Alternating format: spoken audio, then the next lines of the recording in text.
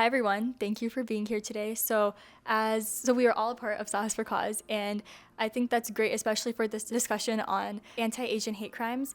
And I think just Sahaas for Cause being an organization that supports South Asian immigrants specifically and helping them in any struggles that they're a part of really makes what we're doing here today really great. Can any of you share an example of either a hate incident you've experienced or someone you know has experienced? Very recently this happened.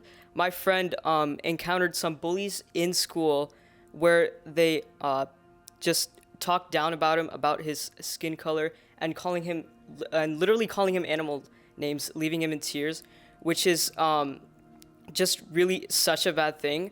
And I honestly hope it doesn't happen again. It was just not good. So one hate incident that I've encountered is at my local Gurdwara, which is our temple. Someone vandalized our temple, and they basically told us that we should get out of the United States.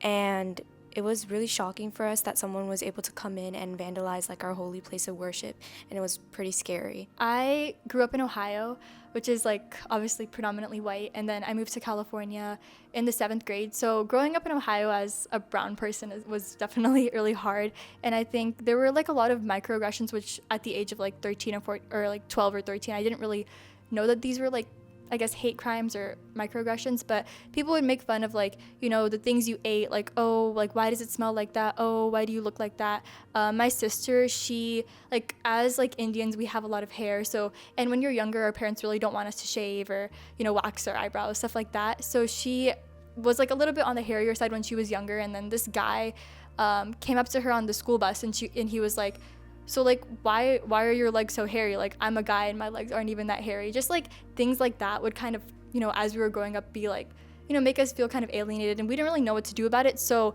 our best way of coping was blending in. So we would try to, you know, shave without telling our parents. There's a lot of stories like that I've heard, or like kind of just do certain things to like change ourselves. So for example, like I wouldn't eat the food I brought to school. I would kind of just like throw it away, or I would try to hide it from my mom, because my mom would always check if I've eaten my food, but I didn't want to take it out because I was embarrassed. Since right now I go to a pretty predominantly white high school, and I live in a predominantly white area. And growing up, I never really noticed these experiences and how these microaggressions can affect me, but I've begun to notice them a lot more growing up. Recently, honestly, like a few weeks ago, I was at this event, and then I was talking to this man, and my friend couldn't pronounce his name, but I could, and it was a very common name. He was like, "That's so surprising because English is probably not your first language," and I said it in the most American accent ever, so that was a little interesting.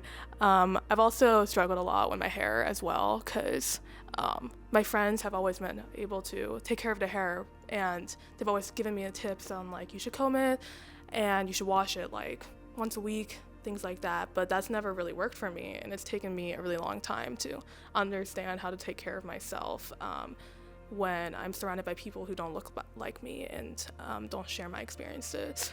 Are there any specific like emotions or feelings that, you know, evoked when, you know, you went through these incidences, or you saw your friends go through these incidences? I've seen its impact on people in my family. For example, my parents, they immigrated from India.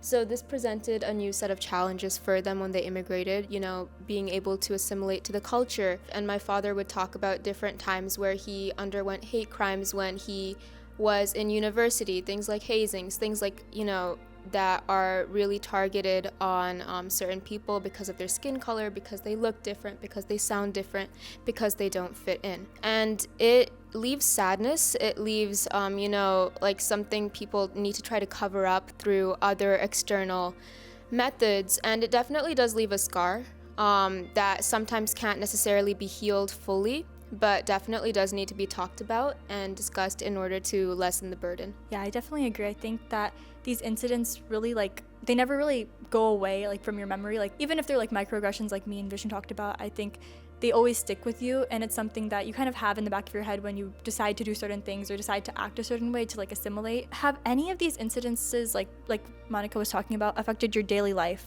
in terms of safety, mental health, your academic performance, anything like that? So at school, there are multiple instances of microaggressions, some teachers might have to students. Some students feel less motivated to perform in academic settings where they're not supported by their teachers as much, because when they're looked down by their teachers, they don't feel as inclined to participate in class. And I've noticed that with a lot of my friends at school. Like if they are put down by a teacher, they don't feel like speaking, or they don't feel like trying their hardest on their academics, which is definitely bad for their academic well-being. I've definitely had a lot of moments in my life, and I've witnessed in a lot of other South Asian people's lives, where you've been in a classroom and a teacher like continuously mistakes you for another Indian person, and like throughout the year, or they don't learn your name until the end of the year. And I think that might feel like a really small detail in your life, but it does impact you over time.